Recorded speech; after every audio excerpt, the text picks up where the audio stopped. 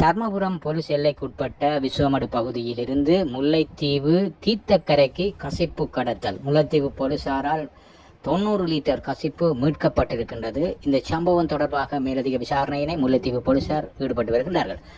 அதாவது முல்லைத்தீவு மாவட்டத்தின் தீர்த்தக்கரை பகுதியில் பெரும்பாலான கசிப்பு உற்பத்தி நிலையங்கள் போலீசாரால் தாக்கி அழிக்கப்பட்டு உற்பத்தியாளர்கள் கைது செய்யப்பட்ட நிலையில் தர்மபுரம் போலீஸ் பிரிவுக்குட்பட்ட விஸ்வமடு பகுதியில் இருந்து 90 லிட்டர் கசிப்பை பொதி செய்யப்பட்ட நிலையில் ஷொப்பிங் பேக்குகளில் பொதி செய்யப்பட்ட நிலையில் தீர்த்தக்கரை பகுதிக்குள் கொண்டு வந்து ஒரு பற்றை காட்டுக்குள் வைத்துவிட்டு குறித்த முகவர் சென்றுவிட்ட நிலையில் அந்த கசிப்பினை எடுத்து வியாபாரம் செய்யும் தீர்த்தக்கரை பகுதியைச் சேர்ந்த ஒருவரை முல்லைத்தீவு போலீசார் கைது செய்திருக்கின்றார்கள். முல்லைத்தீவு போலீசாரின் அதிரடி நடவடிக்கையினால் இந்த 90 லிட்டர் கசிப்பு கைப்பற்றப்பட்டுள்ளதுடன் முல்லைத்தீவு பகுதியைச் சேர்ந்த ஒருவர் கைது செய்யப்பட்டிருக்கின்றார்.